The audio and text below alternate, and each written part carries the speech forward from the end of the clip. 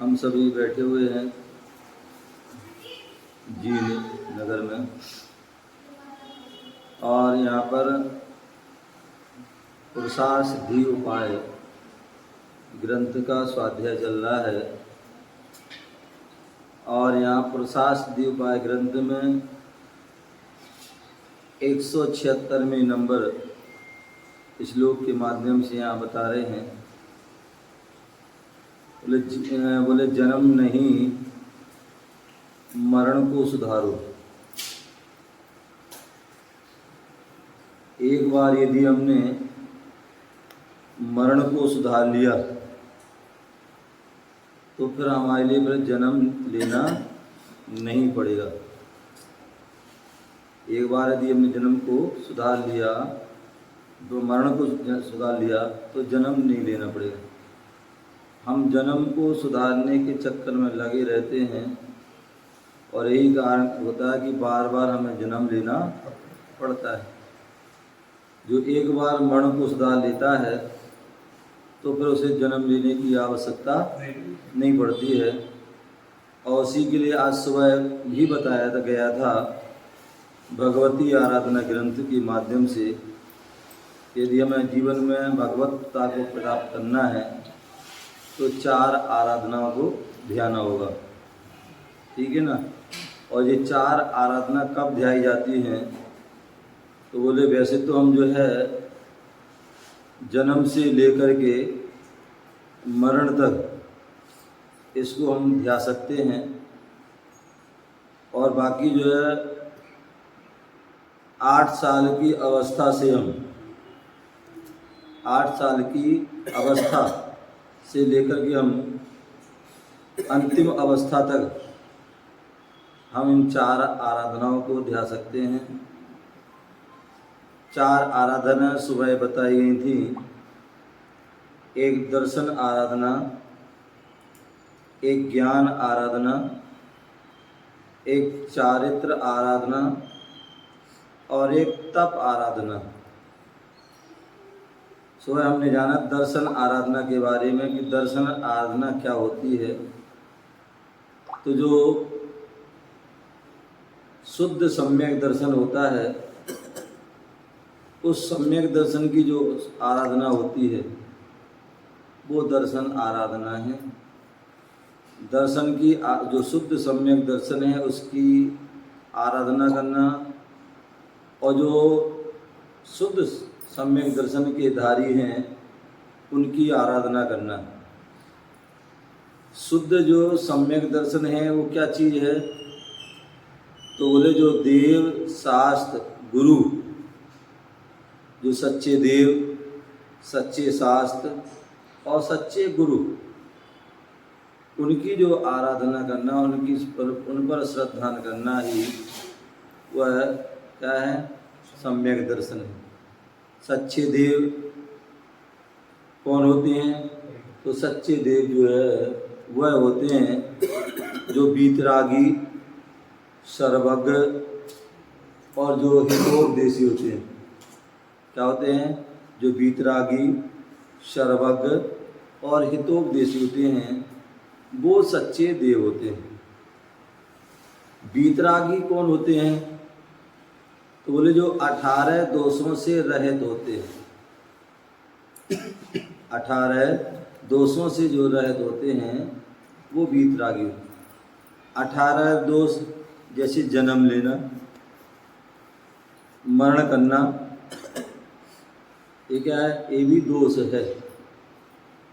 भूख लगना, प्यास लगना, शोक होना, आश्चर्य होना, ऐसे जो है वह सारे जो है 18 जो दोष हैं आदि, उन जो है दोषों से जो रहित हो जाते हैं वो वीतरागी होते हैं। जिसे जो है शास्त्रों में, ग्रंथों में उनकी परिभाषा बताई गई है। मेरी भावना में बहुत सरल रूप में बताई गई है।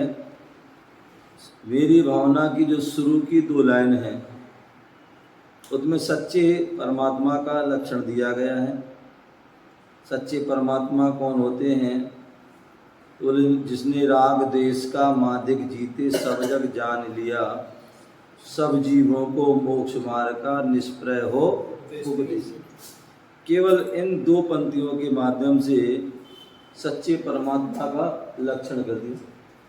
वैसे यदि हम परमात्मा की बात करें तो मतलब बहुत सारी मतलब बातें हैं, लेकिन यहाँ शॉर्ट में कह दिया केवल 2 लाइनों में कि जिसने राग देश का मादिक जीते, जिसने राग और द्वेष आदि से वो सारे 18 दोष आ जाते हैं, तो जिसने राग द्वेष को जीत लिया, समझ लो उसने सब कुछ जीत लिया। और जिसने राग द्वेष को नहीं जीत पाया वो कोई मतलब पूरे विश्व को भी जीत ले तो भी वह जो है विजेता नहीं है। और जिसने राग द्वेष को जीत लिया, समझ लो सब कुछ जीत लिया। राग द्वेष को जीतना सरल नहीं है, राग द्वेष को जीतना सरल नहीं है। एक नहीं अनेक भाव लग जाते हैं जीतने में। राग द्वेष कहने को सरल है, लेकिन जब जीतने के लिए हम बैठते हैं, साधना करते हैं, तो एक नहीं अनेक जन्म निकल जाते हैं, तब भी हम उसको नहीं कर पाते। तो जिसने राग द्वेष का मादिक जीत, जिसने राग द्वेष को जीत लिया है, ऐसे वो बीतराग सब जग जान लिया और सारे जग को जान ले। इतना उनका विशेष ज्ञान है, इसे हम सर्व कहते हैं, जिन्हें सर्व का ज्ञान है। ऐसी कोई जो है तीनों लोकों में चीज़ नहीं है, वस्तु पदार्थ नहीं है जो उनके ज्ञान में नहीं झलकते हैं। वो उनके ज्ञान में वो सब कुछ झलकते हैं, इसलिए उनको सर्वज्ञ कहा जाता है, अथवा उनको केवली कहा जाता है। जिनके केवल ज्ञान में सब कुछ झलक रहा है वो क्या है? केवली भगवान है, ठीक है ना।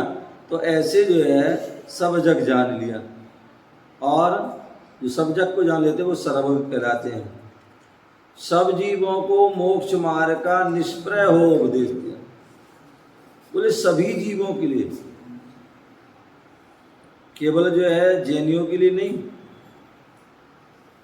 अपितु मनुष्य के लिए भी नहीं, सभी जीव जितनी भी ब्रह्मांड में जीव हैं अनंत अनंत, उन अनंत अनंत सभी जीवों के लिए क्या किया उन्होंने?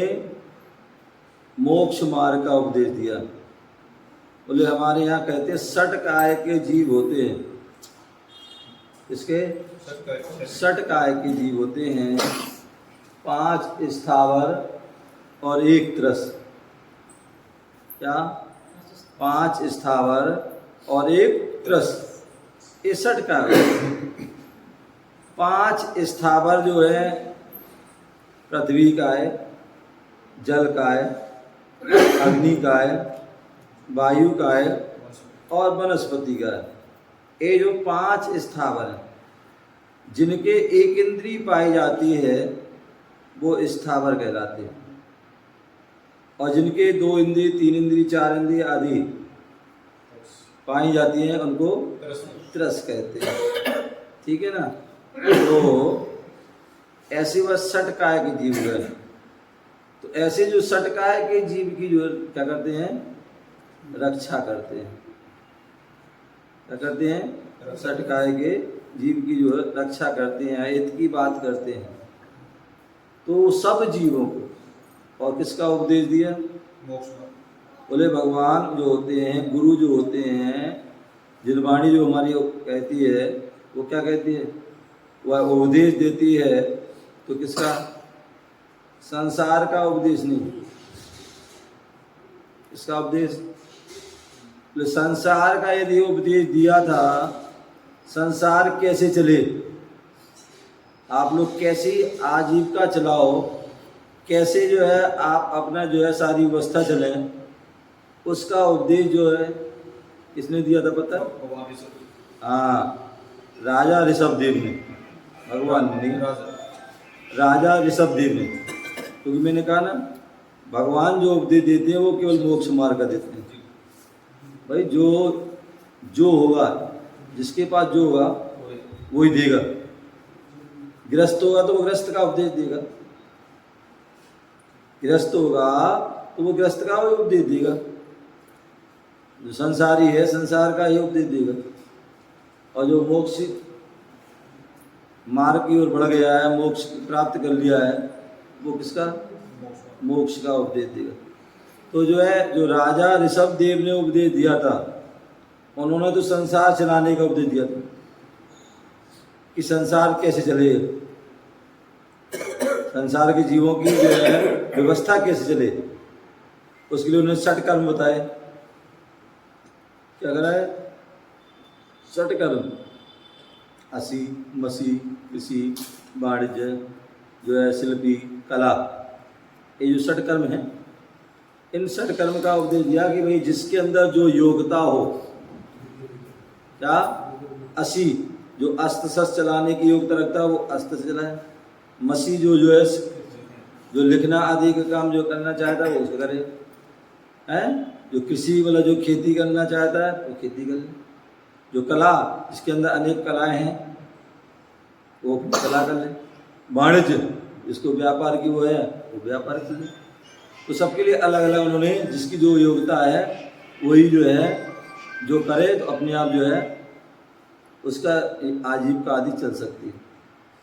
अब वो संसार में अनेक प्रकार के लोग होते हैं, अच्छे भी होते हैं, बुरे भी होते हैं। अच्छा कार्य भी करते हैं, बुरा काम भी करते हैं। तो जो अच्छे काम करते हैं वो तो अच्छे हैं, जो बुरा काम करते हैं, अत्याचार कर रहे हैं, अनाचार कर रहे हैं, दुराचार कर रहे हैं, भ्रष्टाचार कर रहे हैं, तो उसके लिए कंट्रोल कैसे करें? तो उसके लिए उन्होंने दंड व्यवस्था बताई। क्या? राजा ऋषभदेव ने दंड व्यवस्था बताई थी कि यदि कोई गलत कार्य करता है तो उसके लिए ऐसा अधिक आदि अनेक दंड, जो आज हम दंड संहिता हैं कोड में, इतनी सारी धाराएं, वो सब धाराओं आदि को बताने वाले होते हैं। ते कौन थे? वो ऋषभदेव थे।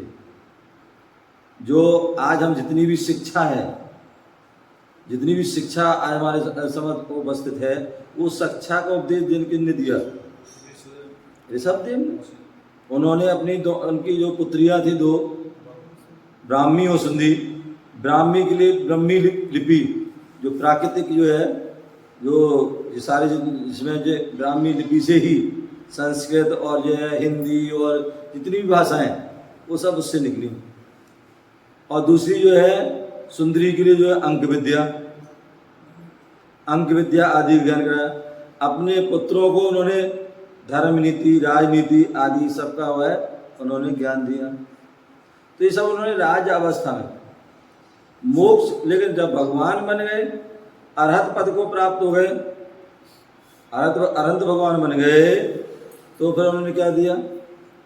फिर उन्होंने संसार का उपदेश नहीं दिया, फिर उन्होंने किसका उपदेश दिया? मोक्ष मार्ग का उपदेश दिया। वो भी कैसे? निष्प्रय होकर के।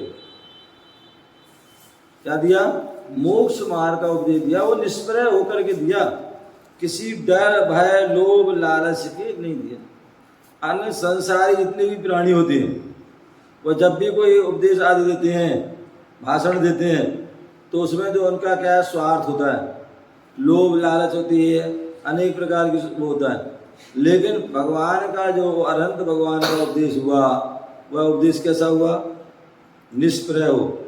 उन्हें किसी का कोई डर भय आदि जो है किसी प्रकार नहीं, निष्प्रय होकर के उन्होंने क्या किया? सब जीवों के लिए मोक्ष मार्ग का उपदेश दिया। मोक्ष क्या है, मोक्ष की क्या परिभाषा, क्या है उसकी भेद प्रभेद आदि कैसे क्या हो, सारा उन्होंने उसका। तो जो जिन्होंने जो मोक्ष मार्ग का उपदेश दिया या जो देते हैं, वो कौन होते हैं? हितोपदेशी। कौन होते हैं? क्योंकि मोक्ष का मार्ग जो है वो हित का मार्ग है, और संसार का यदि हम उपदेश देंगे तो वो अहित का मार्ग है। क्या? दुकान कैसे चलाना चाहिए, फैक्ट्री कैसे चलाना चाहिए, कैसे क्या करना चाहिए, हैं? यदि ऐसा कोई उपदेश है, आ जाते बहुत से लोग, हमारा आशीर्वाद है दुकान चले, हमारी फैक्ट्री चले, हैं? भैया यदि फैक्ट्री चलाने होती तो महाराज यहाँ का आते, दुकान खोलना होती तो यहाँ क्यों आती, दुकान का चलाते हो, हैं? तो भैया महाराज दुकान का फैक्ट्री आदि का उपदेश नहीं देते हैं। या महाराज शादी कैसे हो जाए, कैसे बच्चे की, महाराज ने स्वयं शादी नहीं करी, वो शादी का तुम्हारे लिए उपदेश कैसे देंगे? वो तो बैराग का उपदेश देते हैं। किसका? वैराग का उपदेश देते। बोले महाराज बच्चा नहीं हो रहा, महाराज स्वयं बच्चा है। क्या है? वो स्वयं बच्चे हैं, इसलिए वो है किसी को बच्चे का। ये सब जो है संसार बढ़ाने की बातें हैं, इसलिए वो संसार बढ़ाने की बात नहीं कहते, वो तो संसार घटाने की बात। संसार से आप कैसे आप परे हो, संसार से कैसे बचो, कैसे आपका हित हो, कैसे आपका कल्याण हो, उसका उपदेश देते हैं। तो इसलिए जो मोक्ष मार्ग का उपदेश देते हैं ऐसे वो हितोपदेशी कहलाते हैं। क्या कहलाते हैं? हितोपदेशी। तो वीतरागी, शरभग और हितोपदेशी एक कौन हो गए? ये सच्चे देव हो गए। क्या हो गए? सच्चे देव। ऐसे उन सच्चे देव जिसे हम सच्चे परमात्मा कहते हैं, ऐसे उन सच्चे परमात्मा की जो आराधना भक्ति करते हैं तो निश्चित ही उनकी जो है सारी समस्या जो है अपने आप दूर हो जाती है। दूसरे जो है सच्चे शास्त्र, सच्चे शास्त्र, जो सच्चे शास्त्र होते हैं जिनवाणी जिसे हम कहते हैं, आगम कहते हैं, ये सच्चे शास्त्र हैं। बोले जो भगवान के नामों में एक शास्त्रा आता है। क्या आता है? भगवान के नामों में एक शास्त्र आता है। कि भगवान के शास्त्रा होते हैं और उन एक शास्त्रा के जो मुख से निकले वो शास्त्र होता है। क्या है? भगवान के जो है मुख से या सर्वांग से जो निकलता है वो क्या होता है? शास्त्र होता है। अथवा जिसे हम जिनवाणी कहते हैं। क्या कहते हैं? जिनवाणी। जिन भगवान के लिए कहा जाता है। और जिन्होंने जो है कर्मों को जीत लिया वो जिन हैं, अथवा जिन्होंने इंद्रियों को जीत लिया उन्हें हम जितेंद्रीय कहते हैं, जिनेंद्र कहते हैं। ठीक है ना? तो ऐसे जो जिनेंद्र हैं या जिन हैं, ठीक है ना, कौन है? जिन। तो उनको जिन हैं तो जिनकी वाणी, किनकी वाणी? जिनकी वाणी ही जिनवाणी। क्या है? जिनकी वाणी ही जिनवाणी। जो जिनेंद्र भगवान की जो वाणी निकली सर्वांग से वही क्या है? जिनवाणी है। और ऐसी वह जिनवाणी को हम आगम भी कहते हैं। क्या कहते हैं? आगम। और आगम में जो है 3 शब्द लगे बने हैं। आगम जो है 3 शब्द से बना है, आ, गा और मा। आ का जो है आगम का जो आ का शब्द है वो आप्त है। भगवान को आप्त भी कहा जाता है। क्या? भगवान को आप्त भी कहा जाता है। आप्त कौन होते हैं?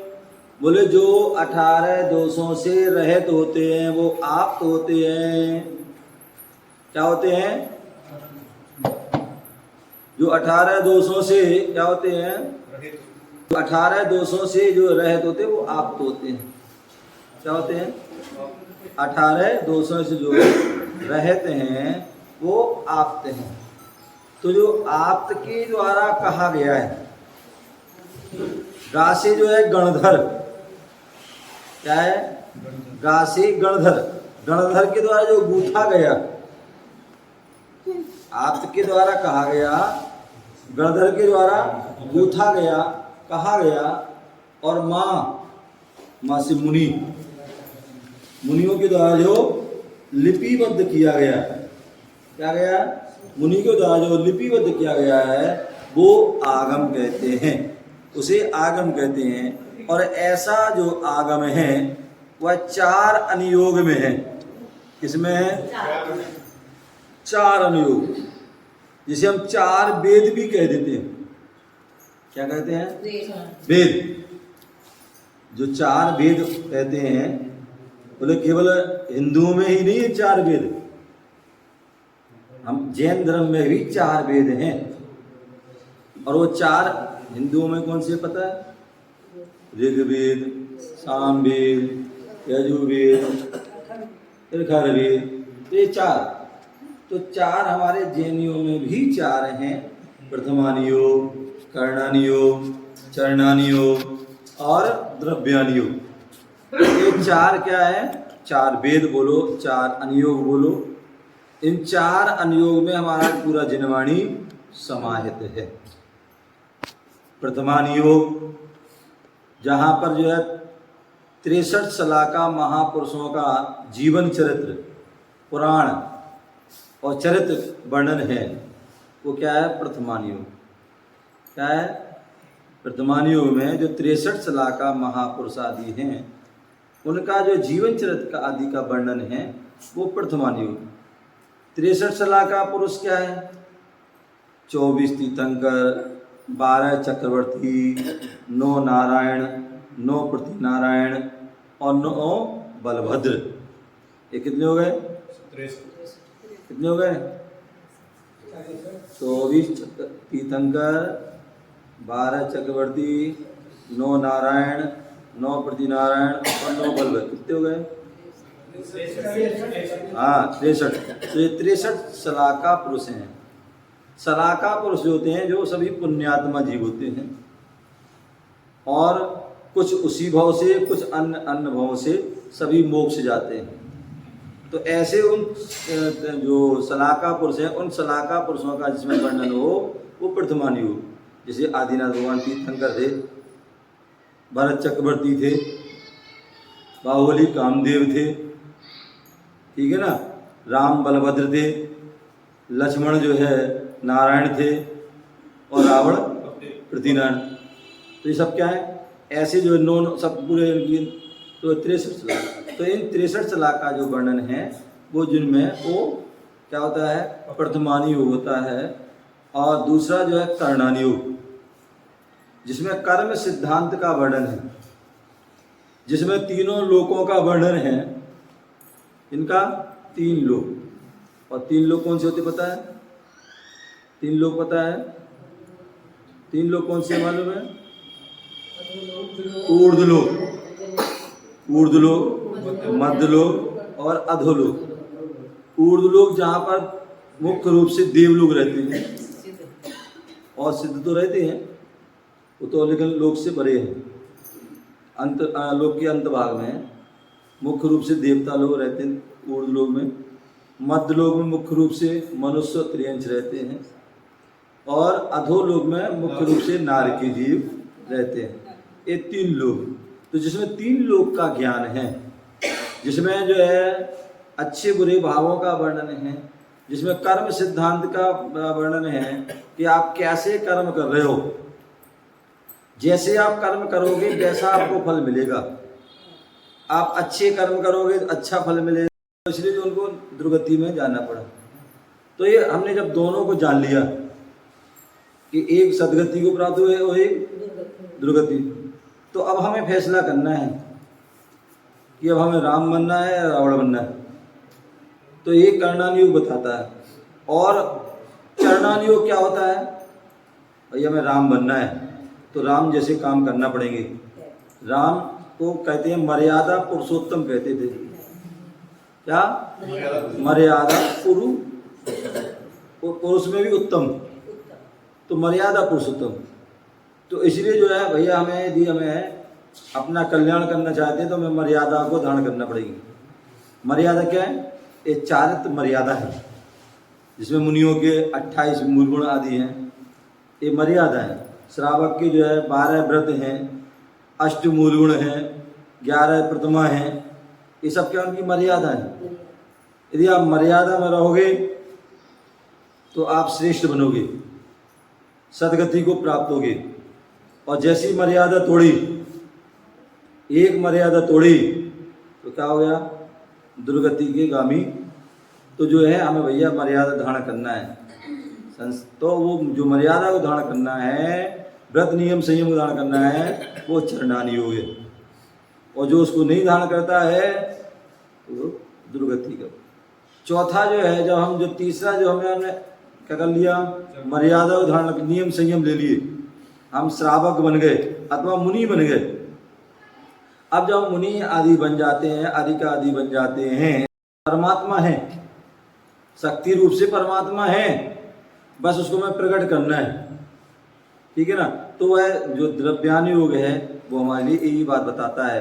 तो कहने का तात्पर्य कि जो हमें सम्यक दर्शन प्राप्त करना है तो सच्चे देव, सच्चे शास्त्र और सच्चे गुरु, इन पर सच्ची श्रद्धान करोगे तभी सम्यक दर्शन प्राप्त होगा। और वो सम्यक दर्शन श्रद्धान या विश्वास आस्था जो है हमें कैसे करना है, बोले 25 दोषों से रहित होकर करना है। क्या करना है? 25 दोषों से रहित होकर, तभी वह शुद्ध होगी। क्या होगी? बोले कोई भी चीज़ शुद्ध करने के लिए हमें क्या करना पड़ता है? उसको बार बार उसको जो है क्या करना पड़ता है?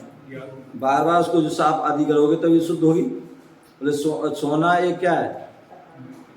सोना देखा जाए मिट्टी है। सोना क्या है? एक मिट्टी है, जमीन से निकलता है। लेकिन उस मिट्टी को क्या करते हैं? मिट्टी को तपाते हैं, और एक बार नहीं 16 बार, कितने बार? 16 बार तपाते हैं, तब जाके वह शुद्ध सोना। यदि तुमने 15 बार भी तपाया, केवल 15 बार तपाया, तो वह शुद्ध सोना नहीं है, अभी उसमें मिलावट है, कच्चा है, कमजोर है। जब 16 बार तप जाता है तब वह शुद्ध। उसी प्रकार सच्चा सम्यक दृष्टिकोण है, शुद्ध सम्यक दृष्टिकोण है। तो बोले जो 25 दोषों से रहित है, जब पूर्ण रूप से 25 दोष निकल जाएंगे तब वह क्या होता है? शुद्ध सोना, शुद्ध व्यक्ति होगा। तो 25 दोष शुद्ध सम्यक दृष्टि होगा। 25 दोष क्या है? बोले 8 संकादि दोष,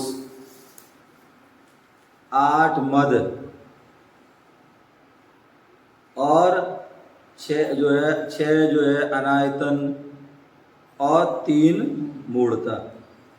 ये टोटल जो कितने हो गए? 25। तो ये 25 दोषों से जो है रहित जो होता है वह शुद्ध सम्यक दर्शन होता है। और जहाँ शुद्ध सम्यक दर्शन आ जाता है, फिर हम जो है गुरुओं के जिनवाणी आदि के माध्यम से ज्ञान प्राप्त करते हैं, तो फिर हमें वो सम्यक ज्ञान प्राप्त हो जाता है। जहाँ पर किसी प्रकार का कोई दोष नहीं रहता है, वो सम्यक ज्ञान हो जाता है। और जहाँ सम्यक ज्ञान आ जाता है तो फिर वह सम्यक चारित्र को भी धारण कर लेता है, शुद्ध चारित्र को। और जो सम्यक दर्शन ज्ञान चारित्र धारण कर लेता है वो रत्नात्रय का धारी हो जाता है। या वह जो है जो दर्शन आराधना, ज्ञान आराधना और जो चारित्र आराधना, रत्नात्रय का धारी ही ये जो है चारों आराधना करता है। मुख्य रूप से क्या करता है? जो रत्नात्रय के धारी हैं, और रत्नात्रय के धारी कौन है? मुनिराज। कौन है? रत्नात्रय के धारी ही मुनिराज है। और मुनिराज ही 4 आराधना करके वो अनंत अवस्था को प्राप्त होते हैं, भगवत पत्ता को प्राप्त होते हैं। तो रत्नात्रय को धारण करने वाले जो है मुनिराज, क्योंकि मुनिराज ने सम्यक दर्शन, सम्यक ज्ञान, सम्यक चारित्र को धारण कर लिया, दिगंबरत वेद को धारण कर लिया है, तो इसलिए वो रत्नात्रय के धारी हैं। और जो रत्नात्रय के धारी होते हैं वो ही सम्यक दर्शन की आराधना करते हैं, सम्यक दर्शन के धारी की आराधना करते हैं। ज्ञान की आराधना सम्यक ज्ञान, और सम्यक ज्ञान के जो धारी है उनकी आराधना। चारित्र आराधना, और चारित्र के धारी की भी आराधना। और अंत में जो है तप आराधना। जो मुनिराज होते हैं, बोले उन्होंने दीक्षा ली, तो दीक्षा ले ली तो उन्होंने सबसे बड़ा तप धारण कर लिया। क्या कर लिया? मुनि दीक्षा ले ली उन्होंने, तो तप को धारण कर लिया, इसलिए उनको तप कल्याणक। जब जो वो जो है तीर्थंकर जो है, जिनको तीर्थंकर पद का जो है, वो जब दीक्षा लेते उनको क्या कहते हैं? भैया तप कल्याणक के लिए गए भगवान। इसलिए दीक्षा कल्याणक, तप कल्याणक बोलो एक बात है। तो तप को धारण कर लिया सबसे बड़ा, जिन्होंने ऐसे इतने उत्कृष्ट वाणी को धारण कर लिया, उत्कृष्ट साधना को। जहाँ व्यक्ति जो है छोटा सा कुछ नियम संयम धारण करने में व्यक्ति डरता है, एक मतलब घंटे के लिए भी घर से बाहर मतलब घर छोड़ना उसका मुश्किल होता है। 1 घंटे के लिए परिवार के मतलब अलग होने के लिए भी उसको सोचना पड़ता है। और वहाँ जो है पूरे जीवन पर्यंत के लिए सब कुछ छोड़ दिया है, ये बोले वो सबसे बड़ा तप है। तो ऐसे वह तपस्वी कहलाते हैं। जो तप को धारण करते हैं वो ही क्या होते हैं? तपस्वी। ऐसे वह तपस्वी मुनिराज जो है वह जो क्या करते हैं? तप को धारण करते हैं। और जो तप जिन्होंने तप को धारण किया है ऐसे उनकी आराधना करते हैं। और जो तप 12 प्रकार का जो तप है, या मुख्य रूप से जो 2 प्रकार का जो तप है, बाह्य तप और एक अंतरंग तप, ऐसे इन दोनों प्रकार, उनके भी 6 भेद हैं। उनको जो धारण करता है वो तपस्वी कहलाते हैं। वह तप की आराधना है। और ऐसी जो तप की आराधना को जो करते हैं वही क्या होते हैं? तपस्वी कहलाते हैं। वही जो है भगवत्ता को प्राप्त होते हैं। उनका ही जो है जन्म क्या हो जाता है? जन्म नहीं अपितु उनका मरण जो है सुधर जाता है। क्या हो जाता है? उनका जो है वह मरण सुधर जाता है। और जो जिनका एक बार जो है मरण सुधर गया, जिन्होंने एक बार बोले जो है संलेखना समाधि या जैसे हम संखाना कहते हैं, उनको उत्कृष्ट रूप से जो धारण कर लेते हैं, तो कहते हैं जो उत्कृष्ट रूप से संलेखना समाधि को धारण करते हैं वो उसी भाव से मोक्ष ले जाते हैं। क्या? वो उसी भाव से जो है मोक्ष ले जाते हैं। जिन्होंने उत्कृष्ट संलेखना बोले संधारा धारण कर लिया। बोले संलेखना क्या है? बोले सम्यक प्रकार से जो है कसायों को क्रस करना। क्या करना? सम्यक प्रकार से कसायों को क्रस करना और शरीर को क्रस करना, ये क्या है? संलेखना। क्या करना? सम्यक। क्योंकि आज व्यक्ति जो है दिन रात जो है कसायों में ही झूल रहा है, कसायों में ही जो है दिन रात क्या रहता है? उसकी जो है उलझा हुआ है, फंसा हुआ है। और जैसे ही जो है कसाय जो है क्या करता है? धीरे धीरे कम करता है। कसाय सर्वथा जो है एक साथ नहीं होती, उसको धीरे धीरे उसको क्रम से क्या करता है? कम करता है या नष्ट करता है। और उसी प्रकार शरीर को भी धीरे धीरे क्रस करता है। वो संलेखना होती है। समाधि जहाँ पर उत्कृष्ट जो है श्रेष्ठ जो है साधना की जाती, जहाँ पर आदि व्याधि और उपाधि, आदि व्याधि और उपाधि, जब तीनों क्या हो जाए? सम हो जाए, समाप्त हो जाए, वो क्या है? समाधि। आदि, आदि क्या है? जो मन में हमारे जो है किसी प्रकार का कोई विकल्प होता है। मन में कभी क्या है? कभी जो है एकाएक लगता कि बीमार से लग रहे हैं। क्या लग रहे हैं? एकाएक जो है मन ऐसा रहता है, ऐसा लगे हरास सी हुई बीमार। और क्या हुआ? व्यक्ति हरास सी हुई नहीं और वो बेड पर लेट गया। अब वो ना खा रहा ना पी रहा, कुछ भी कर रहा है। अभी तक बीमार नहीं था, लेकिन जैसे उसको जो है मन में आ गई तो क्या बीमार हो गया। ये क्या है? आदि। बोले जो है दूसरी व्याधि, शरीर में किसी प्रकार की कोई बाधा हो जाती है। क्या भाई? शरीर में किसी प्रकार की बाधा, मुख्य रूप से 3 बाधा होती हैं। क्या होती हैं? मुख्य रूप से बोले 3 रूप जो है बाधा होती हैं। एक तो जो है या तो पित्त की बाधा होती है। किसकी? दूसरी कफ की बाधा, और तीसरा बात पित्त कफ। डॉक्टर साहब बैठे हैं। हाँ, तो बात पित्त कफ, इन 3 में से कोई बाधा हो गई, बोले जो है बात पित्त कफ जो है तीनों बराबर सही रहना चाहिए तो ठीक है। जहाँ आपको पित्त भड़क गया, पित्त बढ़ गया तो क्या हो जाए? उल्टियाँ आनी प्रारंभ हो जाती हैं। और पित्त जो है भड़कता कैसे? क्या? पित्त के जो अधिक जो है क्या तला हुआ, खट्टा, अधिक जो है चिरपरा भोजन करने से क्या होता है? पित्त बढ़ जाता है।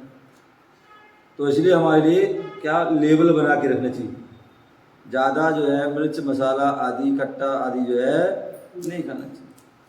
तो एक बार पित्त बढ़ गया तो उसको भी संभालना और उससे ही अनेक प्रकार की बीमारी हो जाती हैं। दूसरा जो है कफ, क्या हुआ, कफ क्या हुआ, कफ बढ़ जाता है। सर्दी के मौसम है और आपने आइसक्रीम खा ली है, सर्दी के मौसम में एसी में सो गए, पंखे में सो गए या कुछ कूलर में सो गए, ठंडा आदि वस्तु ज़्यादा ले ली या ठंडा गर्म कर लिया, मीठा आदि पर जो है या जो है दूध आदि के ऊपर हमने खट्टी वस्तु ले ली तो क्या हो जाएगा, उससे कफ बढ़ जाएगा। जूस आदि फल फ्रूट आदि पर हमने पानी पी लिया, क्या हो जाएगा, कफ बढ़ जाएगा। और एक बार जो कफ बढ़ गया तो फिर संभालना मुश्किल हो, उस कफ से ही फिर अनेक प्रकार की बीमारियां फैल जाती हैं। और तीसरा है वायु, गैस की बीमारी, कहीं घुटने की मतलब बीमारी, कहीं वायु की बीमारी, पता नहीं क्या जो है सन्निपात आदि कितनी सारी बीमारी है। तो जो है वो बात भी जो क्या है, बात कैसे बढ़ती है, उसका कारण भी है। बात गैस आदि क्यों बढ़ती है, उसका कारण है कि हम जो है खाने में कसर नहीं छोड़ते हैं। जो आ गया सो डालते गए। बोले हमारे यहाँ आयुर्वेद के अनेक ग्रंथ हैं और उन आयुर्वेद के ग्रंथों में बोले उल्लेख मिलता है कि हमें भोजन कैसा करना चाहिए, कब कितना करना चाहिए। बोले सामान्यतः जो है पेट के 4 हिस्से करना चाहिए, 4 हिस्से। जैसे मान लीजिए सर्दी का मौसम, मान लीजिए सर्दी के मौसम में हमें 2 भाग ठोस भोजन करना चाहिए और 1 भाग पानी पीना चाहिए और 1 भाग खाली छोड़ देना चाहिए। डॉक्टर साहब सही है ना। तो ये 4 ये क्या है। अब हम क्या करते हैं, सर्दी के मौसम आया और ये धैर्य धना उपड़ी पकवान ये वो करते करते पूरा यहाँ तक भर लेते हैं। पानी पीने को भी जगह नहीं होती, थोड़ा बहुत पिया तो पिया, नहीं तो नहीं पिए। अब उसमें क्या होगा, अब आपके लिए परेशानी हो जाएगी। क्या हो जाएगी, अब वायु क्या हो गई, रुक जाएगी आपकी, सांस भी नहीं ले पाओगे और उससे अनेक बीमारी। तो इसलिए भैया आप जो हमारी जो है पद्धति है, उस पद्धति सर्दी में 2 भाग ठोस, 1 भाग पेय पदार्थ और 1 खाली। गर्मी के मौसम में, गर्मी के भोजन में 1 जो है भाग जो है ठोस भोजन करो, 2 भाग जो है पेय पदार्थ आदि और 1 भाग खाली कर दो। यदि आप ये जो प्रक्रिया से चलोगे तो आपको किसी प्रकार की समस्या, वात पित्त और कफ की समस्या नहीं होगी। अन्यथा जो है क्या हो जाएगी, आपको कोई ना कोई परेशानी होगी और उससे एक से एक नई से नई आदि बीमारी हो जाती है। ठीक है ना। और जब बीमारी होगी तो आप कुछ भी नहीं कर पाओगे। क्या नहीं कर पाओगे, कुछ भी नहीं कर पाओगे। तो कहने का तात्पर्य जो है हम बता रहे थे आदि व्याधि उपाधि। तो बोले शरीर में यदि कोई बाधा हो जाती है उसका तो उपचार है। शरीर में बाधा होने पर उपचार है, अनेक प्रकार की औषधि दवाई आदि हैं, अनेक प्रकार के डॉक्टर हैं। लेकिन जो आदि बोले मानसिक रोग हो जाए, मानसिक कोई बीमारी हो जाए, जो ये कितनी भ्रम की बीमारी है, वहम की, वो जो है बीमारी हो जाए ना तो कोई डॉक्टर उसको निकाल नहीं सकता। हालांकि आजकल बहुत सारी चिकित्सा है, मनोचिकित्सा और पता है और रेखी चिकित्सा और पता नहीं बहुत सारी, लेकिन फिर भी पूर्ण रूप से जो है वो उनकी बीमारी को कोई दूर नहीं कर पाता है। तो आदि, व्याधि और तीसरा जो है उपाधि। आदि से भी हो सकता है व्यक्ति बच जाए और व्याधि से भी बच जाए, लेकिन उपाधि से बचना, अन्यथा व्यक्ति दिन रात जो है जीवन पर्यंत जो है उपाधि के चक्कर में ऐसी वह रोग लग जाता है, तो उसके कारण पता है व्यक्ति कितने मतलब अच्छे बुरे सारे मतलब काम कर देता है। पर गद्दी मिलना चाहिए, कुर्सी मिलना चाहिए, और उसके लिए कितने सारे जो है पाप कर्म खोटे कर्म सब कुछ कर देता है। ध्यान रखिए, आचार्य भगवान कह रहे हैं यदि हम संलेखना समाधि धारण करना चाहते हैं तो हमें इन तीनों से जो है बचना होगा, आदि, व्याधि और उपाधि। जब हम तीनों से जो है बच जाएंगे तभी वहाँ पर जो है समाधि होगी। तो यहाँ बता रहे हैं कि जो 4 आराधना हैं वो किस लिए करना है, वो हमारी सम्यक समाधि हो, सच्ची समाधि हो। और जो सच्ची समाधि होती है, श्रेष्ठ समाधि होती है, सर्वोत्तम समाधि होती है, बोले उसी भाव से व्यक्ति मोक्ष चला जाता है, फिर वह दोबारा जन्म नहीं लेता है। अन्यथा 2-3 भाव में मोक्ष जाता है, अथवा 7-8 भाव में मोक्ष चला जाता है, या बहुत से 32 भाव में जो संलेखन समाधि धारण करता है वो मोक्ष से चला जाता है। इससे ज़्यादा वह नहीं होता। और जिसने जो संलेखन समाधि नहीं करता है तो वह अनंत काल से जो है जन्म मरण कर रहा है, करता हुआ आ रहा है और आगे भी करता रहेगा। और हम सभी जानते हैं, आप किसी भी पर्याय में जन्म लो, किसी भी पर्याय में जन्म लो, जन्म लेना कष्टमय होता है और मरण को प्राप्त होना भी कष्टमय होता है। प्यारे बंधु, हम सभी जो है मनुष्य जीवन प्राप्त मिला है और मनुष्य जीवन से हम श्रेष्ठ परमात्मा जैसे पद को भी प्राप्त कर सकते हैं। हम उस मार्ग पर बढ़ें, उस जो है मोक्ष मार्ग पर बढ़ें, और मोक्ष मार्ग पर बढ़ कर के जो है जो हमारे जो अनंत जो सिद्ध जो उसको प्राप्त करके सिद्ध पद को प्राप्त हुए, और वह ऐसे उस मार्ग जो मोक्ष मार्ग है, जो इस पर साधु तपस्वी हमारे चल करके उस पर चल रहे हैं, ऐसे उस मार्ग पर चलें, उसको धारण करें। और यदि वैसा नहीं कर पाते हैं तो कम से कम जो है हमारे जो साधु तपस्वी है, संत हैं, उनकी हमने सेवा कर ली। जो सबसे अच्छा है आप मोक्ष मार्ग पर बढ़ें, और यदि मोक्ष मार्ग पर नहीं बढ़ सकते हैं तो जो मोक्ष मार्ग पर चल रहे हैं उनकी जो है साधना में सहयोगी बन जाना। क्या हो जाना? उनकी साधना में सहयोगी बन जाना। उनकी साधना में जो है हम क्या करना, उनकी हम जो क्या करना, उनकी साधना में जितना हो सके हम सहयोग करेंगे और उनकी सेवा करेंगे, तो निश्चित ही आज नहीं तो कल, और कल नहीं तो परसों, और परसों नहीं तो बरसों, और बस इस भाव में नहीं तो अन्य भाव में आप भी जो है उस मार्ग पर बढ़ के अपना कल्याण कर लेंगे। आपका समय हो गया। जय गुरु महावीर भगवान की जय।